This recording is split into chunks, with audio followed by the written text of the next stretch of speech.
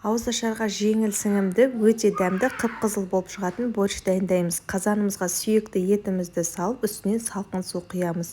Қақпағын қиғайлау жауып, отқа қоямыз. Қайнап шыққаннан кейін көбігін жақсылап алып, бетін қиғайлау жауып, баяу отта бүлкілдетіп 1,5 сағат қайнатамыз. Тұздығын дайындаймыз. Табамызға май құйып, пиязымызды жақсылап қуырып аламыз. Кейін корея күшінен өткізген сәбізімізді қуырамыз. Одан кейін қызылшамызды 1 минут аралығында ғана қуырып, жарты ас қасық томат пастасын салып қуырып, үстінен қайнап тұрған ыстық суымызды құямыз да бетін жауып 2 минут аралығында бұқтырып аламыз. 1,5 сағаттан кейін сорпамыздың үстіне картоплын салып 10 минут аралығында қайнатамыз.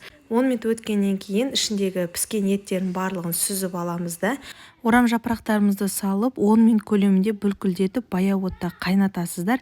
Кейін тұздығын саласыздар да тұздығын салғаннан кейін 5 минут қана қайнатып астын өшіріп туралған еттерімізді және де сарымсағымызды салып